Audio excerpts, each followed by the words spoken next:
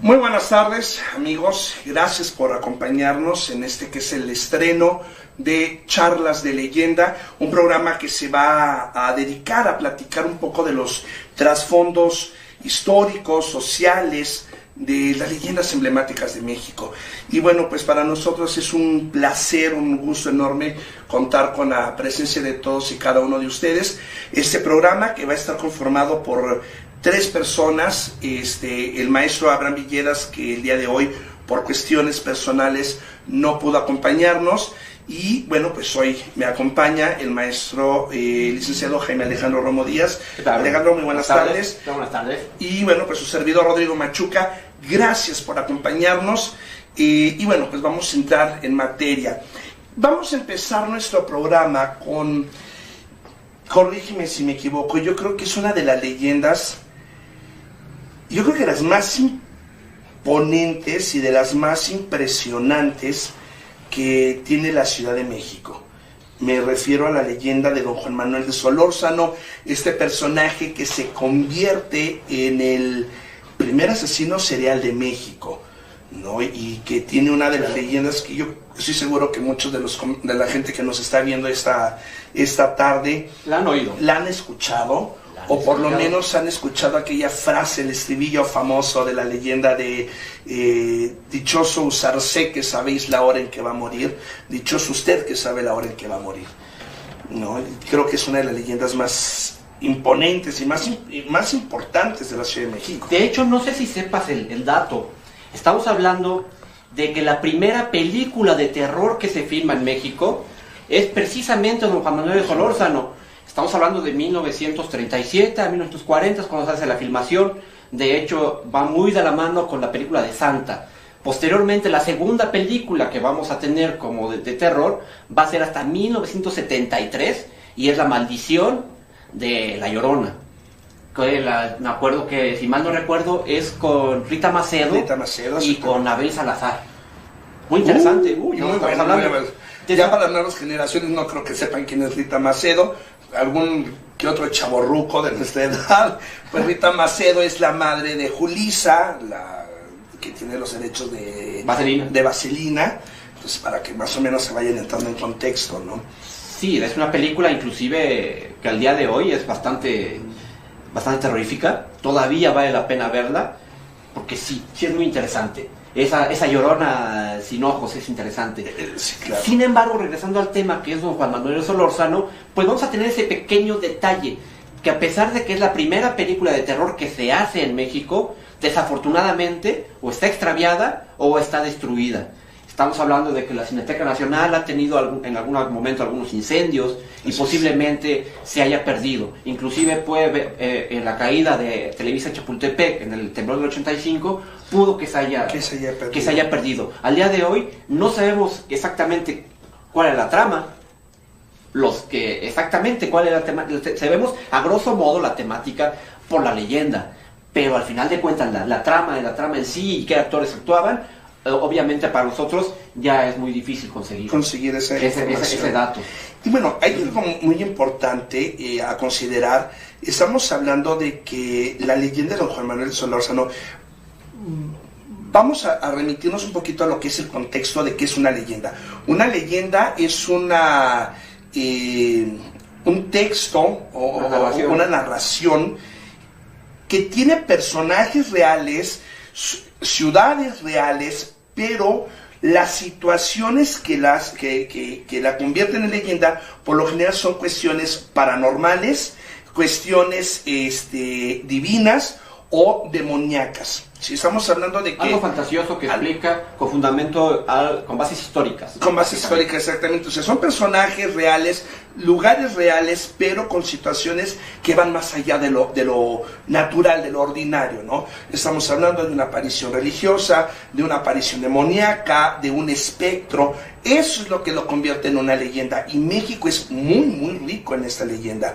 En este contexto, don Juan Manuel de Solórzano es un personaje real, es un personaje que vivió en la Ciudad de México y que llega con don Antonio de Córdoba, si no me equivoco. No, con Diego Fernández de Córdoba. Fernández de Córdoba. No confundirlo con Diego Fernández de Ceballos. Aunque ya está bastante entrado el jefe Diego, pero no, es con Diego Fernández de Córdoba.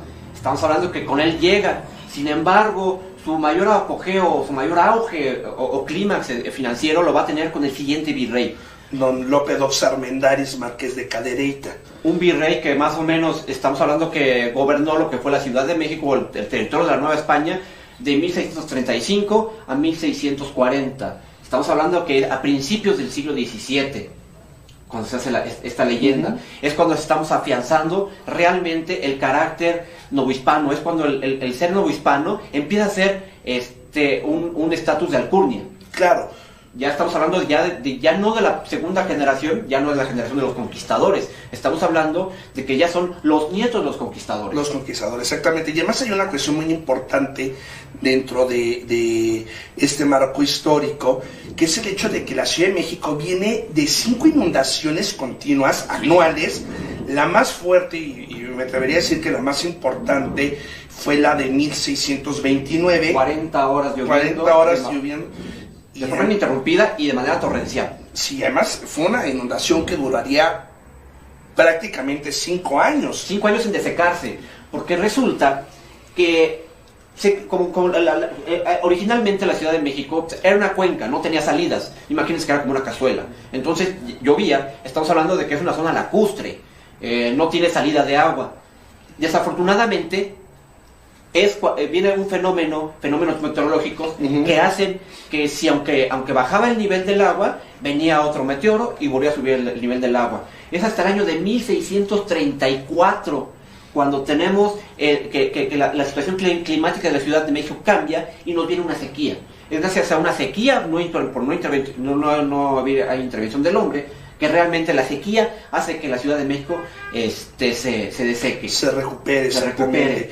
Y precisamente a raíz de esta gran inundación, la Ciudad de México cambia su estructura, muchos edificios tienen que ser derrumbados y levantados otra vez.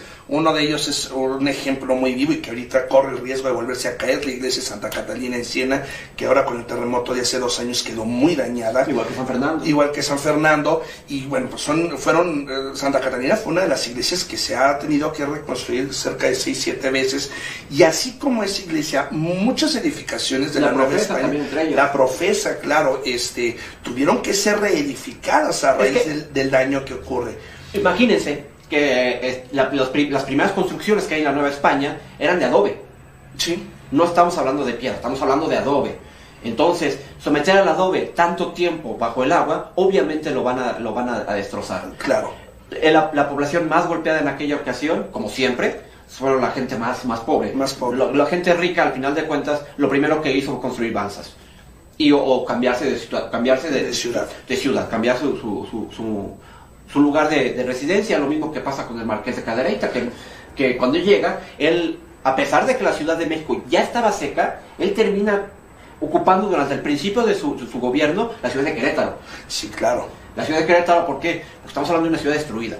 Y además, fíjate que entre el hecho de que estar en Querétaro, al Marqués decidió para ver un lugar para hacer negocios. Sí, claro, y hay que recordar que Marqués de Cadereyta, lo que platicábamos hace un momento fuera de cámara, de que él es no el pionero, pero sí la persona que más trabaja la extracción de cantera en México. Sí. Su riqueza se debe gracias a la explotación de la cantera en México. La cantera queretana. Cantera queretana. Y también del Tenayo, de la zona de Tenayuca, ya por la epidemia de Tenayuca. Y precisamente esa cantera se utilizaría para la reconstrucción de muchas de las edificaciones de la Ciudad de México. Y este personaje, Lope Dox o Lope Díaz, como lo presenta incluso Luis González Obregón. Creo que el nombre completo es Lope Díaz de Aux Armendáriz. De Aux Armendáriz, exactamente, el marqués de Cadereyta. Y precisamente Luis González Obregón lo presenta como un gran amigo del personaje de esta noche, que es Don Juan Manuel de Solórzano. Hay que recordar que México, el gran acervo que tiene de leyendas, se lo debemos a personajes como Artemio del Valle Arizpe, Juan de Dios Peza, Luis González Obregón, Heriberto Frías, el propio Marroquín. ¿Mande? El propio José María Marroquín. José María Marroquín. A pesar de que era cronista de la ciudad, también enriquece bastante con el grosso de las leyendas. Claro, gracias a ellos es que nosotros tenemos este acervo de leyendas, y es precisamente dos de ellos, Artemio de Valle Arizpe y Luis González Obregón, quienes hablan de Juan Manuel de Solórzano, este personaje que, bueno, llega en el virreinato de Diego Fernández de Córdoba, se hace de una buena posición social. De hecho, él ya traía una posición económica. Él viene de Burgos. Exactamente. Don Juan Manuel de Solórzano, él venía de una familia acomodada, venía de favorito o venía de socio del propio virrey Diego Fernández. Y bueno, usando eso como inicio, como empuje, bueno, pues aquí en México se hace de una muy buena reputación, es un hombre relativamente querido, aunque también odiado. Llega a ser odiado, hay algunos problemas, incluso él termina en la cárcel, ¿no? Él termina en la cárcel derivado de un problema de falda del virrey. Pero ni siquiera propio. Resulta que él estaba casado con su esposa que se llamaba Mariana, si mal no recuerdo, Mariana de Laguna, pero en aquella época hay una sublevación en España, y sale de España otra muchacha que trae a otra señora, viuda por cierto, que tenía por nombre Ana Porcel. Ana Porcel viene a Nueva España cuando se entera el virrey Lope Díaz Armendáriz que venía doña Ana, obviamente una mujer muy bella. Casualmente, ahorita veíamos el juego de palabras, que es es Ana de Porcel Velasco, recordando el apellido Velasco. Velasco, por ejemplo, tenemos que doña María Ignacia Rodríguez de Velasco también va a tener un gran impacto en lo que es la parte de Nueva España. Y también relacionado con faldas. Y relacionado con faldas. Y en ese caso, en el caso de ella, que hablaremos de ella, yo creo que más en algunos programas más adelante, porque es un personaje riquísimo. No solamente hablando de económicamente, sino de su personalidad. Es una persona muy carismática. Y la misma consignación que viene con el apellido Velasco. El apellido Velasco, por ejemplo, también lo vamos a tener, que viene de Cuba. Claro. El propio primo de Cortés apellidaba Velasco. Pero bueno, son datos más, datos menos. Pero bueno, hablábamos que cuando llega esta doña Ana, el propio virrey le pide a don Juan Manuel que vaya por ella. Don Juan Manuel es el personaje que va a ir por ella. Va a pagar su viaje de Veracruz a la Ciudad de México, aquel viaje cuando se hacía por tierra segura, y estamos hablando que se hacía por la parte tlaxcalteca, la parte norte de la ciudad, y venía uno entrando casi un mes después, por lo que era la zona de Cuautitlán, exactamente. la zona de que vamos a llamarlo así, parte de Aridoamérica, y bajaba a Mesoamérica, y lo que sería actualmente, o que en su momento se llegó a conocer como el Camino Real de Tierra Adentro. De hecho, empezaba a llegar a Tepozotlán. Obviamente estamos hablando de que el primer colegio jesuita que se hace fuera de la ciudad, que es el colegio de Tepozotlán, apenas estaba siendo construido. Pero por ahí llegaban. Hay recuerdos, hay crónicas que tenemos, que por ejemplo, en lo que actualmente es la Torre Latinoamericana, había una gran cruz que recibía a los viajeros. Exacto.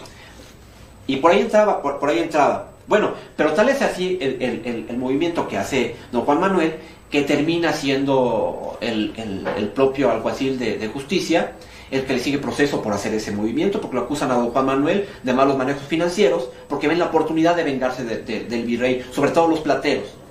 Porque estamos hablando de que, vamos a ver un poquito más para atros, año 1636, no, 39, perdón.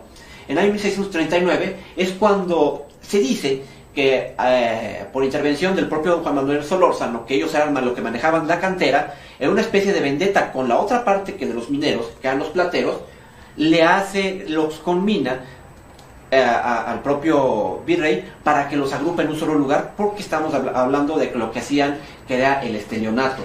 Lo que hoy es la figura jurídica del fraude. Estelionatum es una figura romana, pero en aquel momento no se manejaba el fraude, se manejaba el estelionato.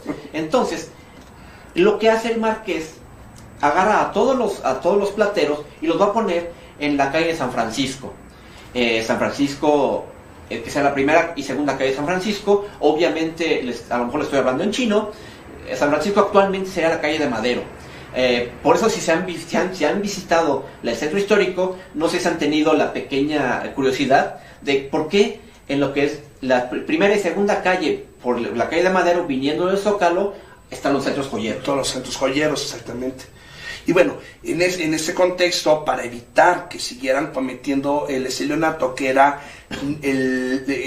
lo que hacían ellos era reportar menor ganancia, los orfebres, y por ende pagaban menos quinto real. El quinto real era la quinta parte de la ganancia que iba directamente a la corona. Entonces, al darse cuenta de que estaban cometiendo ese delito, los instalan en estas dos calles para tener mejor control de todos ellos. Hay que recordar que en esos momentos la Casa de Moneda de México está instalada prácticamente alrededor del Zócalo.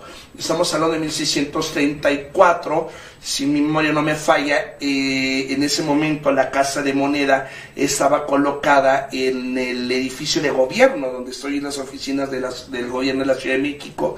Ahí estaba colocada la Casa de Moneda, antes de ser pasada a lo que hoy conocemos como el Museo Nacional de las Culturas, atrás del Palacio Nacional. Y bueno, también estuvo en algún momento la Casa de Moneda en Monte de Piedad. En la casa de lo que hoy es el Nacional Monte de Piedad de don Pedro Romero de Terreros, a un costado de la Catedral Metropolitana. De ahí se pasa hacia el edificio de gobierno. Y esa precisamente a 2 cuadras del edificio de gobierno, donde queda todavía la casa de don Juan Manuel de Solórzano. Este personaje que, bueno, en todo este contexto histórico surge la leyenda de que incluso lo maneja Luis González Obregón, es que él estando en la cárcel, como era el favorito del virrey, le dan salida. Él podía salir en las noches. Sí, claro. Él, en una de esas salidas, encuentra a su esposa, doña Mariana, que estaba siendo adúltera, precisamente con el cuate que había metido a la cárcel a don Juan Manuel, el jefe de justicia. Entonces lo termina matando. Exactamente, y esa es la parte histórica. Ahí es donde termina la historia trágica de don Juan Manuel. Digo, no porque la haya muerto, sino por el suceso como tal. Estamos hablando que Juan Manuel de Solórzano se convierte en el primer asesino serial de la Nueva España, y todo eso se deriva a partir o a raíz de el asesinato de este personaje, cuando lo encuentra en los brazos de la que se supone era su esposa, Doña Mariana. Ahí termina el contexto histórico trágico, podríamos decirlo así, y de ahí se basa la leyenda. Este personaje que, según las crónicas que nos dejan... Es que la leyenda se supo, si mal no recuerdo, él mata al jefe de justicia. Así es. Y como era favorito del virrey, entre las negociaciones que empiezan a hacer, obviamente estamos hablando de que siempre ha habido favoritismo por algún personaje. Sí, claro. Se supone que están los virreyes haciendo algunos movimientos para proteger a don Juan Manuel Solórzano. Sin embargo, no acaban de cerrar la negociación para darle la libertad a don Juan Manuel, cuando don Juan Manuel aparece muerto en el cadalso, en la horca que estaba frente al Palacio Nacional. Y es muy interesante esto porque, además, por lo que platica Luis González Obregón en este magnífico libro que son Las calles de la Ciudad de México, lo que él comenta es de que, o deja entrever, es que la negociación va bien y va a favor de don Juan Manuel. O sea, hay mucha probabilidad de que don Juan Manuel salga bien librado de este mal trance, y por alguna razón desconocida aparece ahorcado. Y eso da pie a la leyenda de que, según algunos religiosos, decían que los ángeles habían venido a hacer justicia. Muy probablemente había sido una venganza personal por parte de los guardias de la propia cárcel. Sí, claro. Al final de cuentas, habían matado a su jefe. A su jefe, claro. Y estamos hablando de que más, tal vez va un poco fuera de contexto, el asesinato de ese tipo de personajes tan importantes era muy penado. Hay que recordar que hay la leyenda de un personaje que es enjuiciado y condenado a la horca por haber matado al alcalde de Iztapalapa en el periodo virreinal, y bueno... Bueno, por ejemplo, ¿qué mejor caso? Que salen bien librados, Hernán Cortés. Claro, por supuesto. Cuando a doña Catalina Suárez la termina dándole un pequeño masaje en el pescuezo. Nada más que un poquito más apretado, porque al final termina, decía que a lo mejor posiblemente ya se sufría algún tipo de desvanecimientos o ataques, posiblemente era epilepsia lo que tenía. Muy probablemente. Catalina, la marcaida. Dice el maestro Abraham Villegas, tenía mal aprendida la técnica. Sí, y en lugar de sobar el pecho, le terminó apretando el pescuezo. Tenía una serie de moretones. El propio Abraham Villegas nos dice que no sabía si porque la ahorcó o porque la mató a chupetones. Y bueno, en este proceso hay que recordar que todos esos crímenes, bueno, a excepción de Hernán Cortés, la libró por la amistad que tiene con el rey, pero hay un antecedente de un asesinato del alcalde, del alguacil de Iztapalapa, y al preso lo encierran aquí en la cárcel de la Inquisición y él termina ahorcándose. Entonces, la muerte de esos personajes tan importantes dentro del gobierno es una muerte que llega a pesar demasiado. De hecho, sí. Y en el caso de don Juan Manuel, como dices tú, seguramente fue una venganza por haber matado a un personaje que, además, el matar al amigo... No, pero al amigo del virrey, o sea, al protegido del virrey, no es solamente un acto de venganza contra don Juan Manuel, sino es un acto de venganza contra el virrey. O sea, estamos hablando de que es un conflicto político y hay un conflicto de interés ahí. Si no solamente es matar De hecho, el virrey tuvo un problema de que hubo riesgos de su elevación en contra de él. Sí, claro, es uno de los grandes intentos de amotinamiento contra los virreyes en México. En ese caso, te pregunto a ti, ¿qué más sabemos de don Juan Manuel? Don Juan Manuel va a generar lo que es la primera calle con alumbrado público. Okay.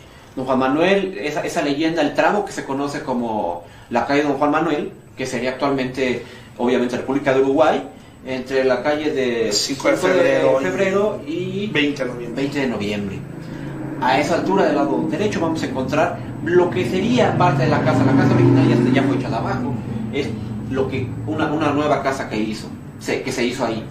Sin embargo, lo que nos va a dejar Juan Manuel es eso. La primera calle iluminada, derivado de la serie de asesinatos seriales que va a tener don Juan Manuel. Obviamente estamos hablando de que era una calle donde seguramente los serenos tenían que ir a prender las lámparas de aceite o lámparas de petróleo en aquel momento. El gas, estamos hablando que llegó a la Ciudad de México a finales del siglo XIX. No sé eso. Poco tiempo duró el gas realmente. El gas lo vino a sustituir en pocos años el mismo Porfirio Díaz. Sí, claro. Le toca poner el gas y quitar el gas.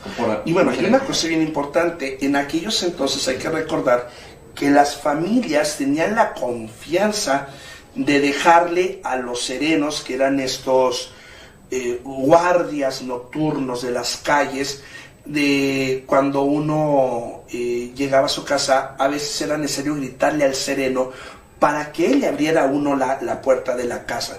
Se les tenía tanta confianza a esos personajes que se les daba una copia de la llave de las casas. No, y además para estar seguros de quién era. Estamos hablando que la Ciudad de México en aquella época se regía por las campanas. Sí, claro. Tenemos las maitines, que eran en la mañana, tenemos la hora... la hora nona, que era a las 3 de la tarde, que uno tenía que hincarse, y teníamos la parte de la noche, que era el toque de ánimas. A las 8 de la noche estaba el toque de ánimas. A partir de las 8 de la noche en adelante, estamos hablando de que solamente en la calle andaban las ánimas. Sí. Las almas en penas. Entonces, era muy cómodo con un sereno que él fuera el que abría la puerta, porque al final de cuentas estamos hablando de que era una persona física. Sí, claro, por supuesto. Y además estamos hablando de que, bueno, imagínense ustedes una Ciudad de México a oscuras.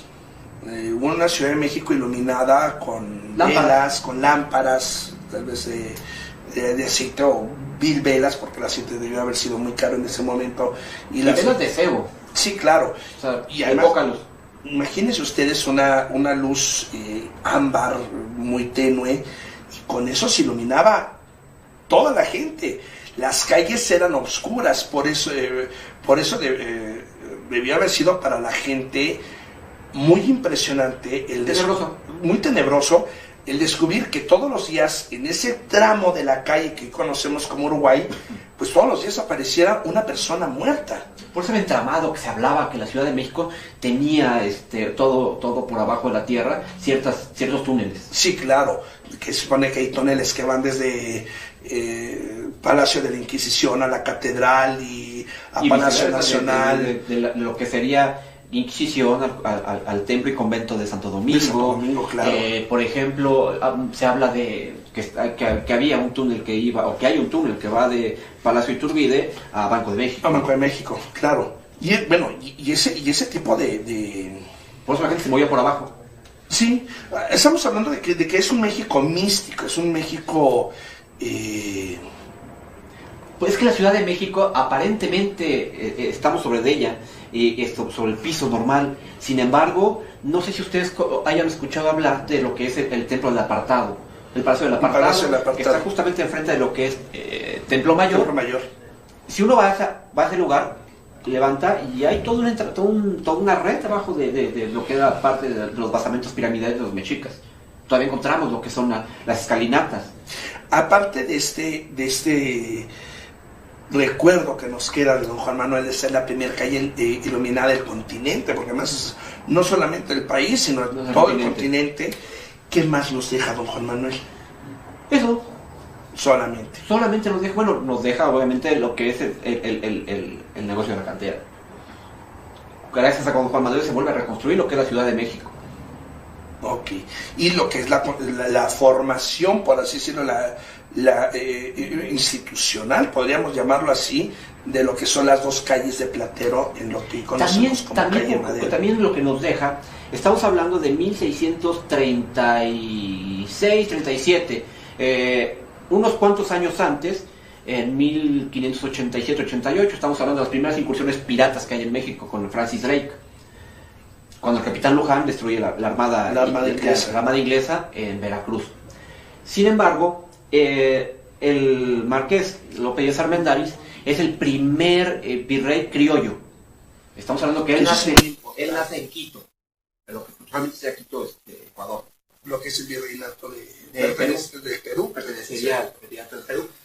Él nace allá, sin embargo, su familia es propietaria de una cantidad de barcos.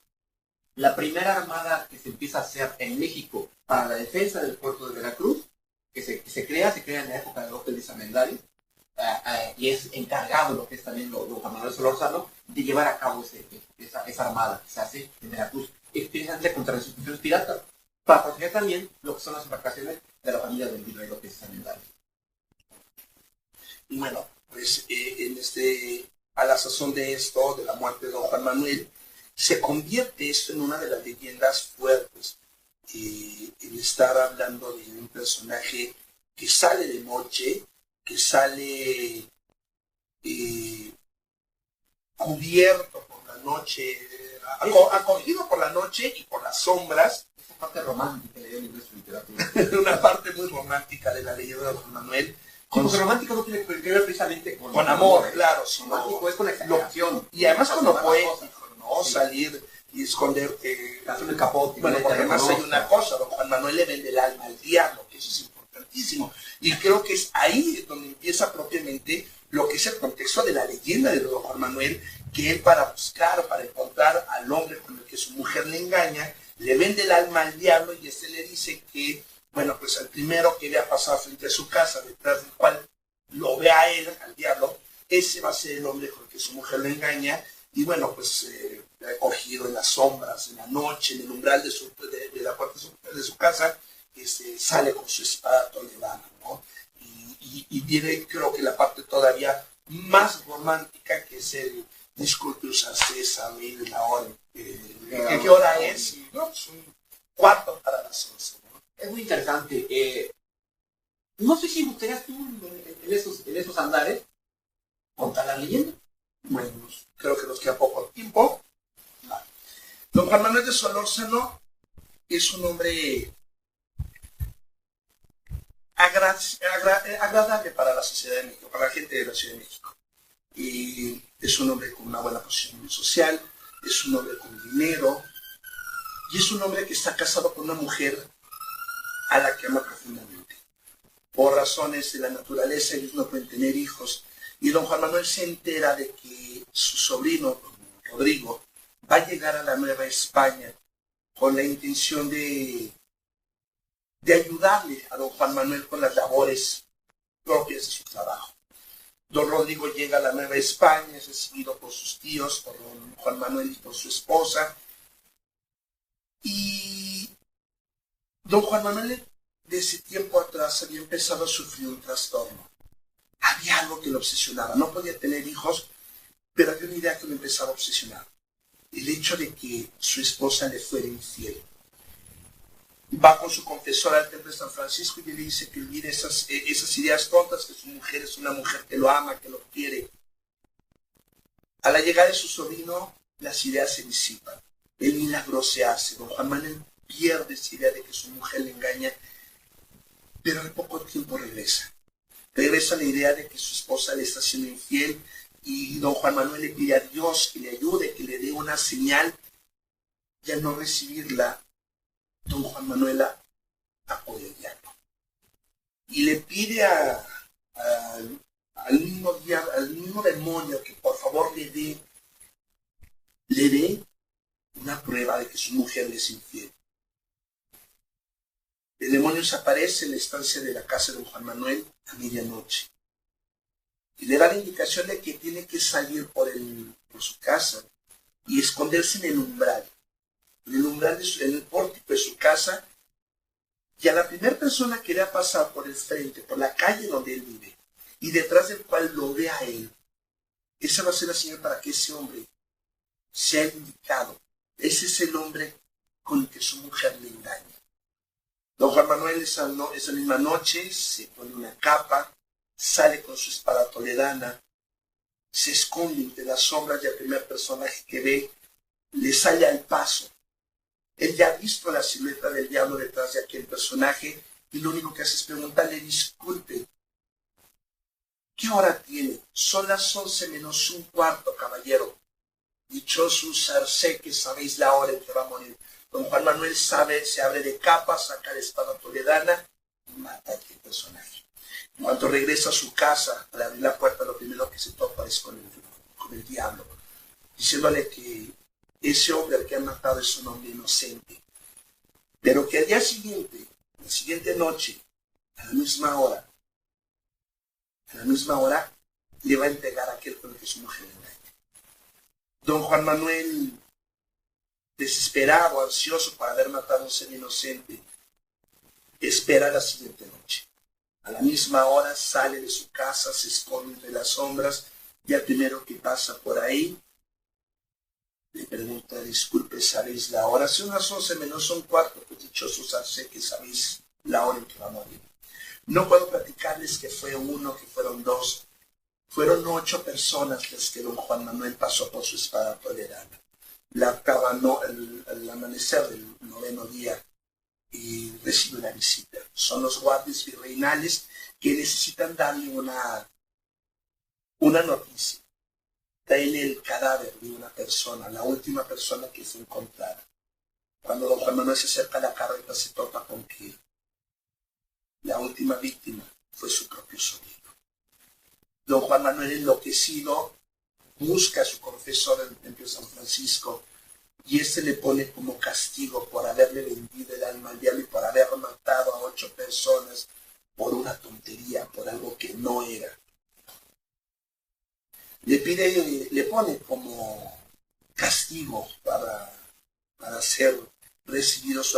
seguimiento 3 noches a la misma hora, irse a la puerta del perdón en la catedral a rezar 50 Padres Nuestros y 50 Aves Marías. Don Juan Manuel esa noche toma el crucifijo que se entra de arriba de su cabecera, se va hacia la puerta del perdón en la catedral y empieza a rezar. De pronto, por uno de los lados de la catedral salió una fila de ánimas que le hacen ronda, mientras van diciendo un Ave María y un Padre Nuestro por el alma de don Juan Manuel. Don Juan Manuel aterrado regresa a su casa y a la mañana siguiente le comenta a su confesor lo que ha pasado. Ese le dice que tiene que aguantar 2 noches más, que tiene que ir a hacer penitencia. La segunda noche don Juan Manuel regresa a la iglesia catedral, empieza a rezar y por el otro lado de la catedral sale un cortejo fúnebre. Son 2 almas que van al frente con 2 cirios y las otras ánimas van cargando un ataúd. Cuando llegan al frente donde San Juan Manuel, bajan el ataúd y ve un cadáver sin rostro. Conforme lo va revisando y conforme va viendo, se da cuenta que ese cadáver se va dibujando su propio rostro. Aterrado porque él sabe que no está muerto, regresa a su casa. A la mañana siguiente va con su confesor y ese dice que solamente le queda una noche. Don Juan Manuel esa noche regresa a la catedral, se hinca a rezar y a la mañana siguiente los habitantes de la Nueva España se llevan una sorpresa.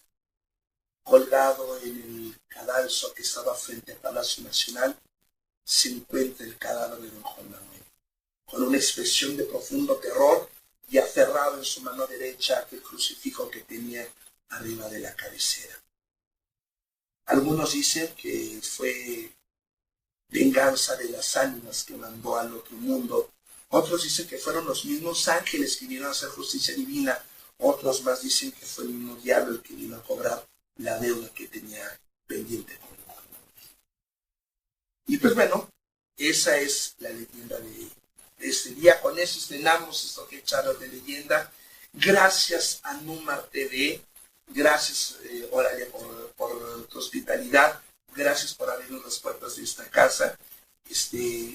Gracias al maestro Abraham Villeras, que es el culpable de que nosotros dos estemos aquí, literalmente porque nos vino a dejar solos. Nos tocó lo que está mirando. Nos tocó lo que el capitán Piraña, exactamente. Gracias a todos ustedes. Alejandro, muchísimas gracias. Gracias al staff, muchachos, muchas gracias por todo. Y gracias a ustedes por acompañarnos. Nos esperamos el próximo jueves en punto de las 7 de la tarde para seguir teniendo más charlas de leyenda. Muchísimas gracias y muy bonita tarde.